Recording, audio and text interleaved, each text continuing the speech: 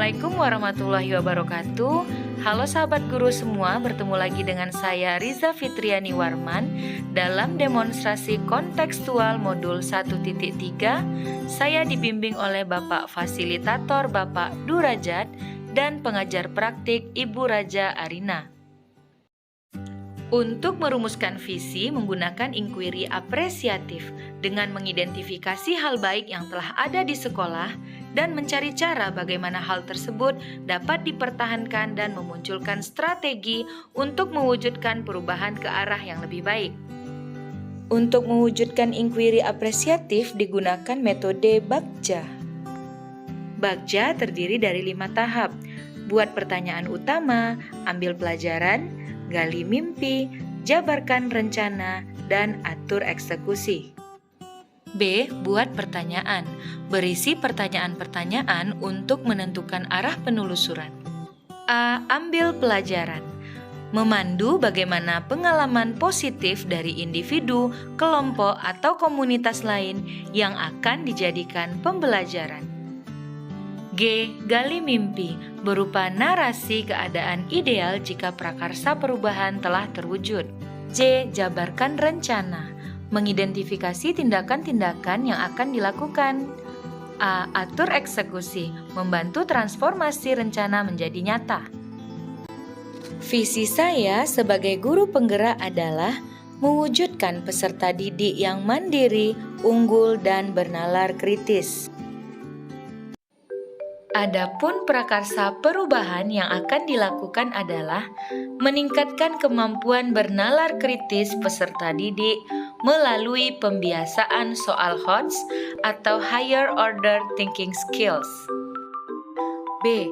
Buat pertanyaan.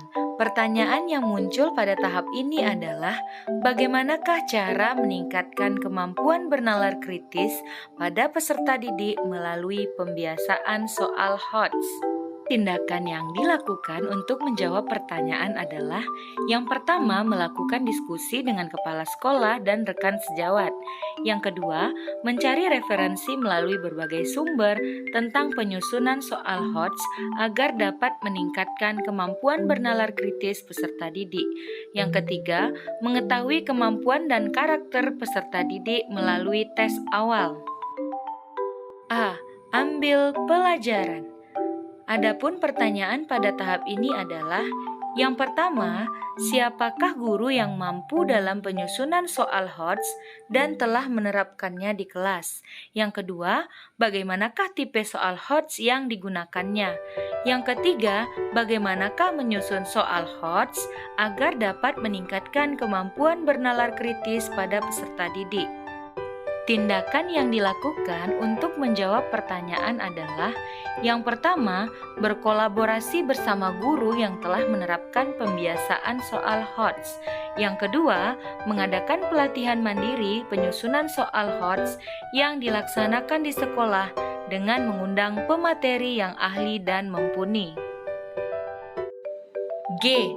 Gali mimpi.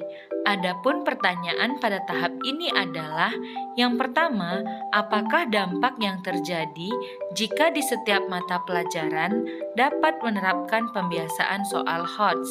Yang kedua, apakah keterkaitannya terhadap profil pelajar Pancasila? Yang ketiga, bagaimanakah praktik baik ini dapat terus diterapkan dan dilakukan? Adapun tindakan yang dilakukan adalah yang pertama, membuat lembar penilaian tentang penyelesaian soal HOTS dan menganalisis hasilnya terhadap kemampuan nalar kritis peserta didik.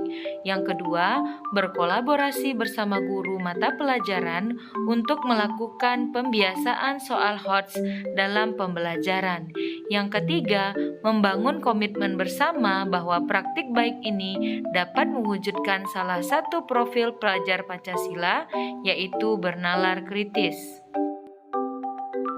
J. Jabarkan rencana.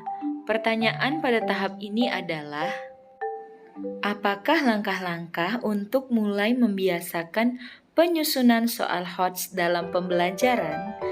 Apakah media atau sarana yang digunakan dalam penyusunan soal HOTS dalam pembelajaran?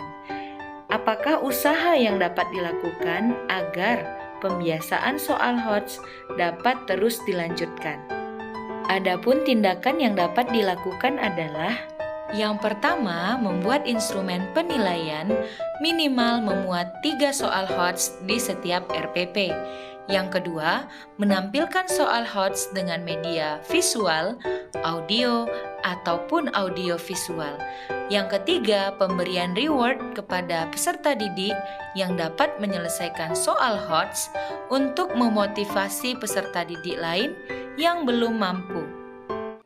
Tahapan yang terakhir adalah A. Atur eksekusi.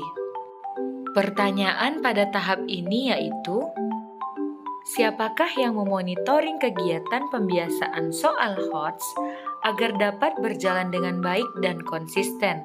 Tindakan yang dapat dilakukan yaitu membuat jadwal pembelajaran yang menerapkan pembiasaan soal HOTS di beberapa pertemuan. Kemudian, membuat lembar refleksi diri untuk guru maupun peserta didik guna melihat sejauh mana perkembangan program yang dijalankan. Baiklah sahabat guru, demikian hasil presentasi dari saya. Assalamualaikum warahmatullahi wabarakatuh.